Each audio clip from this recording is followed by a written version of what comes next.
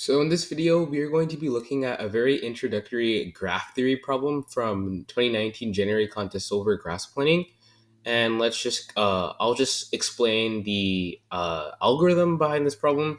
And the implementation is really easy once you have the algorithm. And yeah, those problems are pretty nice because implementation isn't cancer. So it's a time of the year Farmer John has to plant grass in all of his fields. The entire farm consists of n fields, conveniently numbered 1 to n, and conveniently numbered connected by conveniently connected by n minus 1 bidirectional pathways in such a way that every field can reach every other field via some collection of pathways. So already we can basically treat this as a graph theory problem because each field can be treated as a node. That's one, right? Each field can be treated as a node, and then each directional pathway can be treated as an edge. And in this case, we have n nodes and n minus 1 edges. Okay, so then we say Farmer John can potentially plant a different type of grass in each field. So we can treat, we can also just say, so for a grass type, we can basically treat a grass type as a color of a node, right? So treat a grass type as a color of a node. He wants to minimize the number of colors, different types of colors. So as a yeah, whatever. So since the more type of grass he uses, the more expensive it he gets, right? Unfortunately, his cows have grown rather snobbish in their selection of grass on the farm, blah blah. But the same grass type is planted in two adjacent fields, so or even two nearly adjacent fields, then the cows will complain about the lack of variety in their dining options. So basically, what this means is nodes that share the same edge must have distinct colors, and nodes that have a common children, uh, we should say this, and two nodes, right? Uh, And two nodes that have a common children must have distinct colors as well. That's basically what we can treat this as. So we're just translating this to a graph theory problem. And then blah blah. We don't care about the last sentence. Please help Farmer John determine the minimum number of types of grass he needs. So basically, we can treat this as uh, find find the least amount of colors we need for the graph. Or technically tree. I don't really care. So now this is our test case, right? Let's look at the test case. So the test case, it doesn't really help, in my opinion. It's kind of like you can't really see it. But the idea is the test case, we have one, and then one is connected to two, right? And then after one's connected to two, four is connected to three, and then two is connected to three, and then four is connected. It's like this, right? So it's just like this is basically the graph. And so the idea here is that we can color each node differently, right? So for this one, I might say I want to use a blue color. And then I know that this node, right, one and two must have different colors. So I'm already forced to use another color here. And then I notice that um, two and three also have a different color, but I can't use blue because we already know that one and three share a common children, which is two. So I know that I need another color. So I'm going to need black. But then I noticed that if I go for node 4, I can use the same color as I did before, which is just blue. I can't use black or red because the idea is that if I try to use red, um, well, we know that 2 and 4 have the same children, which is 3. and then I can't use black because 4 and 3 share the same edge, but I can use blue. So the idea is that we use three colors in total. So this, in my opinion, doesn't really help to see much. But let's think about it like let's think about this. Let's think about this more generally. So say that we have a center node, right? Say this is a center node, right? Center node. Let's say just and a node one, or just say like yeah, or let's just say we have a center node, right? Call it node one. And since I don't have that many colors, I'm just gonna use like letters now to represent a color. But the idea is that if let's say I have this node, I have like some graph like this. So I have a graph like that, right? We note that each like if I have a node here, right? If I have a node here, a node here, a node here, and a node here, and a node here, I already note that let's say this has a let's say this is A, right? I already note that this must be different. This has to be B because they share the same edge. And I note that this also must be different, but I note that this node has to also be different from this node because they share the same children.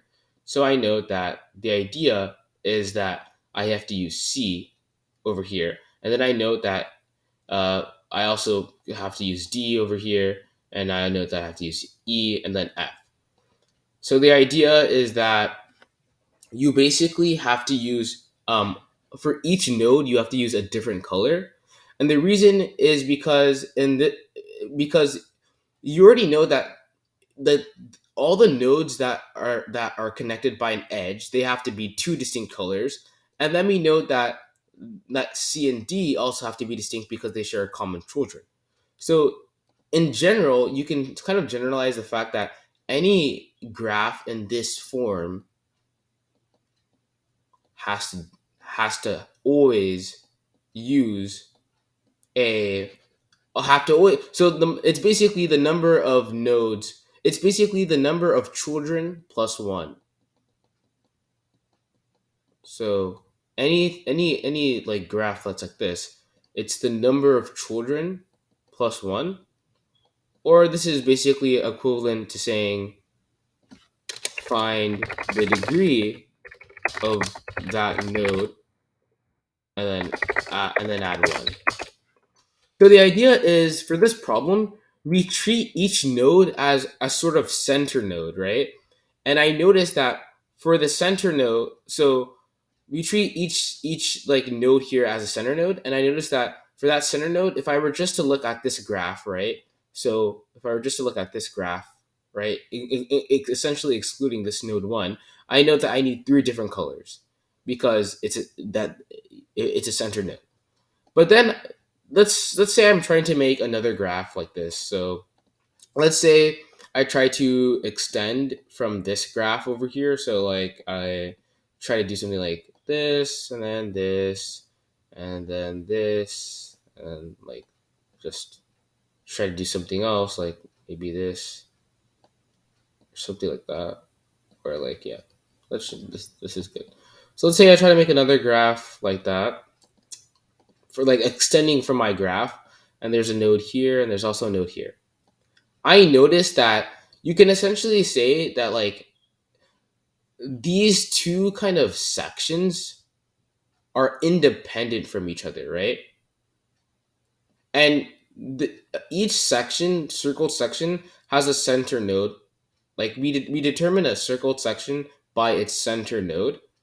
So the idea here is that you can just reuse the same nodes. Like for this one, you could just be like, okay, um, um, this one has E. For this one, I can just be like, I can reuse C. I can just reuse A. I can reuse B, and then I can just reuse F. And it will never. And so you can just basically reuse the same thing. So essentially, what we can say is that for kind of quote unquote subgraphs, right? For subgraphs of this problem, where we define a subgraph by its quote unquote center node and its children that, that surround it, we can reuse same nodes in larger subgraphs, right? So then basically the problem boils down to, if we want to minimize the amount of uh, quote unquote grass types, basically colors, then we need to find the maximum. We need to find the max degree, the degree of each node, or the number of children, and then take the maximum of that of those calculations and add one to account for the center node or the start node, or to account for the parent. That's to account for the parent node. That's basically the idea. So you basically just find the degree of each node, and then you take the maximum, and then you just add one. So we can easily implement this. So let's do this. The implementation is really easy, so I'll just go through it. I'm not even going to submit it because I know, obviously, I've already submitted it and it works, and this algorithm obviously works. So let's just wait for Riplet to be. Riplet is being slow.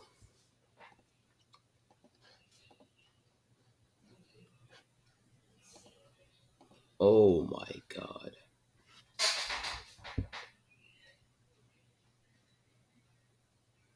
Wait, bruh. Okay. Put this here. Holy crap. Okay, so let's implement this. Let's try to implement this fairly fast. It's pretty easy. So public, and then that doesn't really matter. But the bruh, stop. Okay, and then we're gonna need to import our practices. So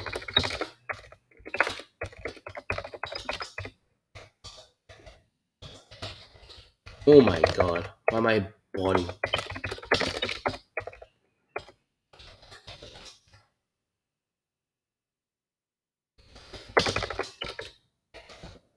So then need this. We're just gonna use buffer reader. So buffer there.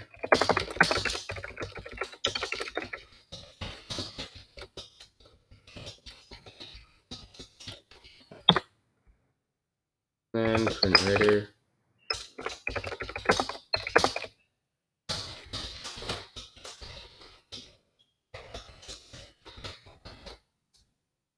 And then string tokenizer.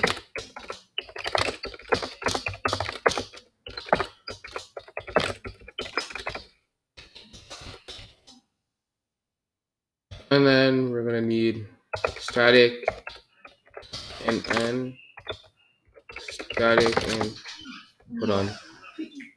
Hold on. All right, then we're just gonna need a degree of each the thing, and that's all we really need. And then we're gonna need to take an n. You don't really make anything static here. I just always make my variable static because it's just good practice. And you don't want to define a ton of variables, and then you realize you need a method outside of the main method. So yeah. Okay, so then basically what we're gonna do is we're going to because all of these are one index, so we'll just make the size n plus one, and then basically this is really easy. All we do is just go taking the input. Oops. Okay, and then string tokenizer in there.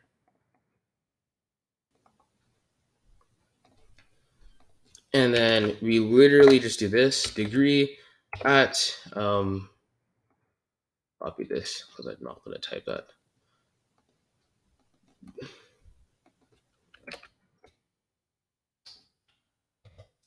Um plus, and then literally just copy that again because there's essentially two fields or nodes, however you want to call them. And then basically we're gonna need something called integer max, integer dot to get the max degree, or yeah, we'll just call it max integer dot min the value, and then we'll just iterate. Um, um, technically we're gonna do from one to n plus, and we'll say that max is equal to max dot maximum of max and degree at I, and then we'll do the upper line max plus one, and we'll close, and then we'll try it. Hopefully I didn't make any errors, but I don't know. Maybe I did. I'm not sure. Let's see. What the heck? The 15.